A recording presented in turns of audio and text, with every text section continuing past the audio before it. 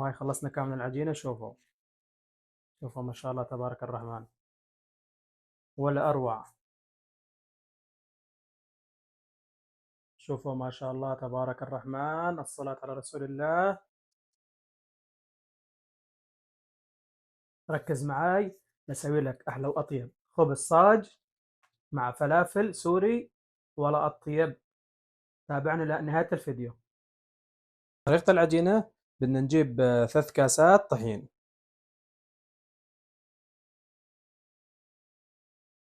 وملعقة ملح، ملعقة سكر. طبعا هاي العجينة هاي بدون خميرة. نخلط المكونات الجافة. جبنا لوح خشب هذا للعجن. بدنا نضيف الطحين، ولازم نفتح هنا. تقريبا تحتاج كاسة مي، بس حسب الطحين اللي يتشرب مي، ونحن راح نضيف بالتدريج. يجوز نحتاج أكثر، يجوز نحتاج أقل.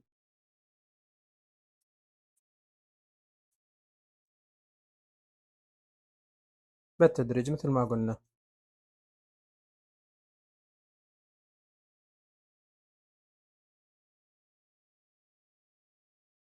هاي العجينة بدك تظل تدعكها، تظل تدعكها، يعني بدها كثير دعك مظبوط. شوفوا ما شاء الله. بعد ما دعكناها تقريبا لمدة 10 دقائق، لازم نجيب زيت زيتون ونصبه هنا. لازم نفرد الزيت ونبلش ندعك لحتى الزيت معانا يختفي بقلب العجينة.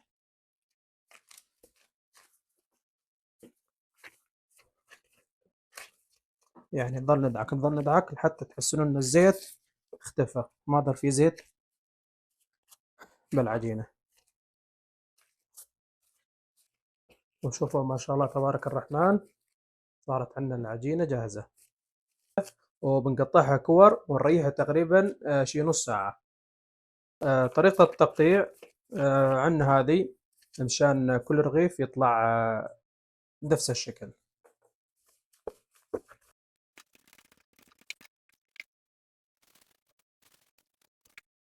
طبعا هذا الخبز يصلح للفلافل، للشاورما، يصلح لكثير شغلات. نساوي كل العجينة ونرجع لكم إن شاء الله. هاي الكمية طلعت معنا 9 قطع، ال3 كاسات. نجيب خرقة نظيفة، نجيب قماش نظيف، عندنا هذا قماش للعجينة، ونغطيها ونتركها نص ساعة. أكيد أنتم كلياتكم شفتوا طريقة كيف يحطون خبز التنور ويضربونها، يسمونها مخدة التنور. فاليوم أنا راح أسوي لكم إياها بالبيت مشان تنجح معكم إن شاء الله. نجيب غطا قدر، ونجيب لازم مثل ما قلنا نسكر هذا كامل، وعشان يصير معنا مثل مسافة، عشان وقت نضربها ما تنكسر هذه. نجيب فوقها قطعة قماش نظيفة قطنية ونديرها، ولازم نربطها. وهاي صارت أحلى مخدة تنور، بس هاي بنسويها للصاج إن شاء الله. وهاي ما شاء الله تبارك الرحمن، بعد نص ساعة صارت عندنا العجينة جاهزة. بدنا نرقها. طريقته نجيب طحين، نحط على هذا، ونرقها بيدينا، جدا سهل يعني. ونجيب المداك،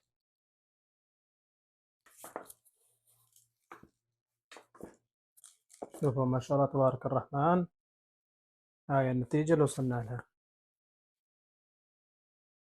مثل ما قلنا نجيب مخدة التنور، ونجيب العجينة ونحطها عليها. لازم نمدها على كامل المخدة، تاخذ معانا مساحة. راح نرق الكمية كاملة إن شاء الله، ونفرجيكم طريقة الشوي.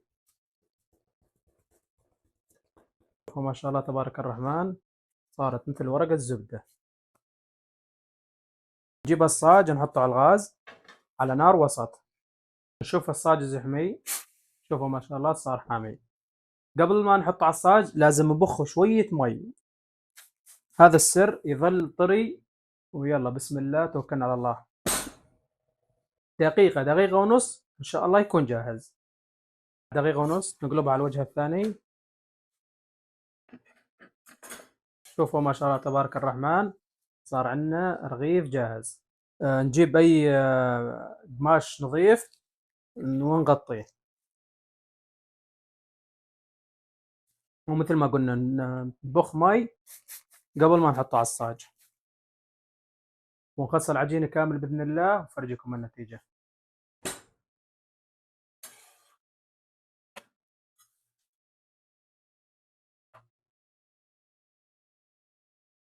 شوفوا ما شاء الله تبارك الرحمن، شوفوا ما شاء الله تبارك الرحمن. وهاي خلصنا كامل العجينة. شوفوا شوفوا ما شاء الله تبارك الرحمن، ولا أروع.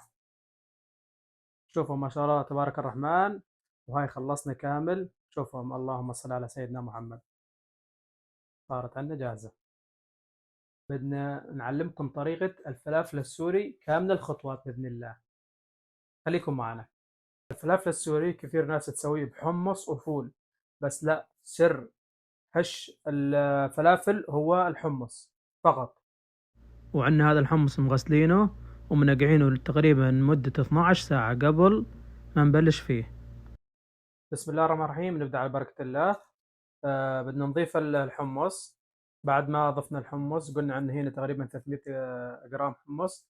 نضيف 3 أسنان ثوم، ونضيف كوب بقدونس، وبدنا نضيف بصلة صغيرة، ونضيف ملعقة صغيرة ملح، ملعقة صغيرة كمون، ملعقة صغيرة كزبرة ناشفة، وملعقة صغيرة كربونات الصوديوم، ونضيفها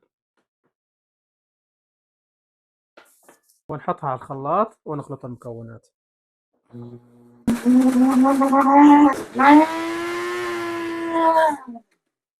شوفوا ما شاء الله تبارك الرحمن، صار عندنا الخليط جاهز.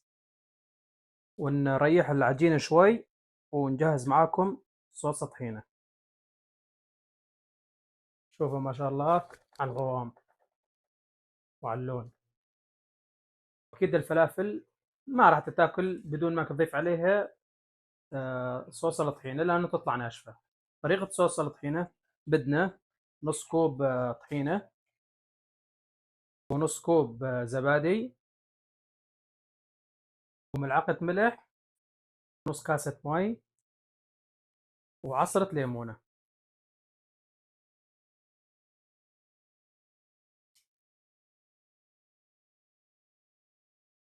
ونخلط المكونات. شوفوا ما شاء الله تبارك الرحمن، صار عندنا صوص طحينة جاهز. ما شاء الله طعم لذيذ. عشان سهولة الاستخدام الطحينة راح نعبيها بهذه. هاي جبتها من عند الأواني المنزلية مشان يعني أسهل.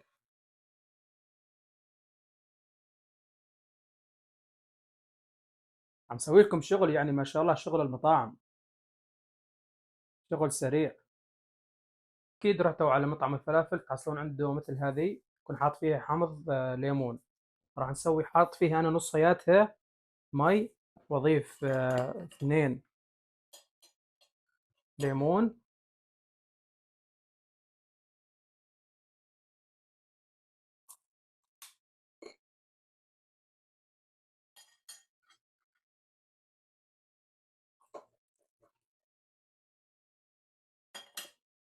أوكي، ونضيف هذا ملح ليمون حسب شلون بدك إياها، حامض كثير صار.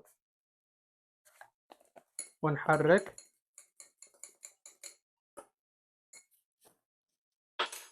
ونضيفه.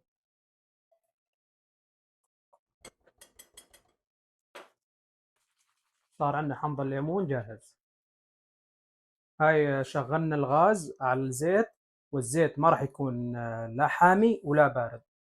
وبدنا سمسم أبيض، هذا بدنا نحطه على وجه قرص الفلافل. عن طريقة صب الفلافل بالزيت. عندنا قالب فلافل مثل ما قلنا، شوفوا، وعندنا ملعقة هاي سويناها ملسة عشان تصير معنا سهلة شوفوا ما شاء الله تبارك الرحمن. شو نسوي؟ نحطها بالسمسم، لازم نسوي لها هنا بالنص كذا، ونحطها بالزيت.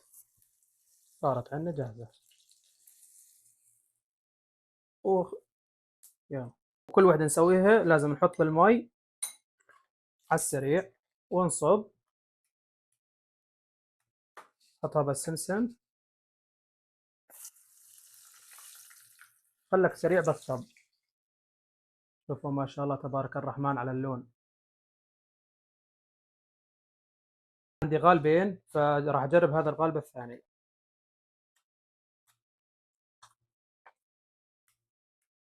لازم نعبيه مظبوط بالسمسم ونقول بسم الله. شوفوا ما شاء الله تبارك الرحمن.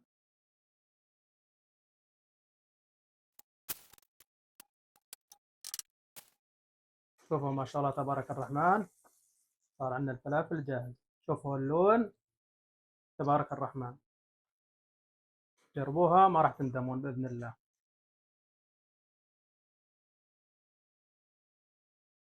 شوفوا ما شاء الله تبارك الرحمن.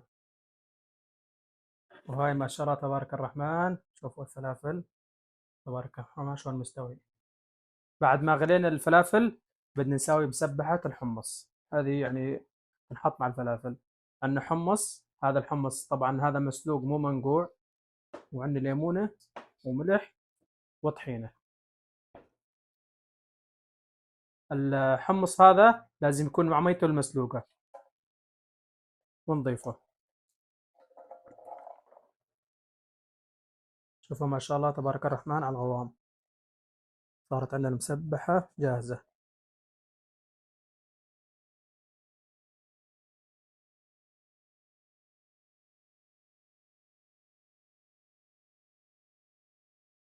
شوفوا ما شاء الله تبارك الرحمن، الصلاة على رسول الله. وهاي بعد ما خلصنا كامل جذور لف سندويش الفلافل بإذن الله. وهذا الخبز الصاج اللي سويناه ما شاء الله تبارك الرحمن. طبعا عندنا ورق تبع سندويش نجيبه نحطه، ونجيب خبز الصاج ما شاء الله تبارك الرحمن. شوف الصاج اللي سويناه. وأكيد الواحد كل شي يسويه بالبيت أطيب. أول خطوة نجيب المسبحة، مسبحة الحمص، ونفردها على الخبز. طبعا احنا قلنا سوينا شكلين فلافل، هذا وهذا، أنا عندي غالبين. راح نسوي من هذا الشكل اللي سويناه. شوفوا ما شاء الله تبارك الرحمن.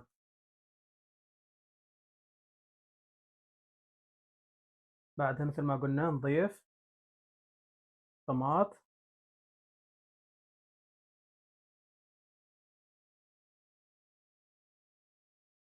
خس،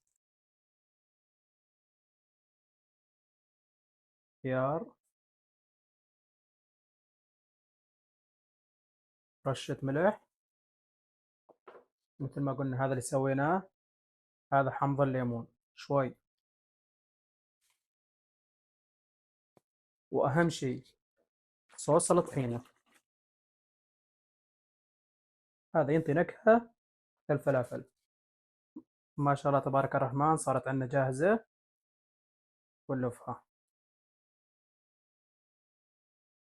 ونلفها بهاي ورقة السندويش. شوفوا الطريقة، تلفونها تدخلونها داخل.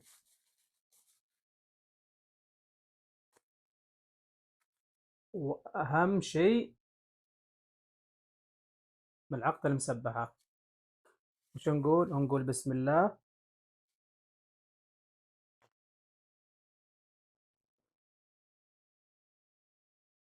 ما شاء الله تبارك الرحمن، أقسم بالله العظيم طعم لذيذ. جربوها ما راح تندمون. طبعا أهم شيء حط جنبها كاسة لبن. وبالعافية علينا وعليكم يا رب. وهاي خلصنا نهاية الفيديو، إن شاء الله يكون الفيديو نال إعجابكم. لا تنسون من اللايك والاشتراك وتفعيل جرس التنبيهات يصلكم كل جديد. دمتم بخير بأمان الله، والسلام عليكم.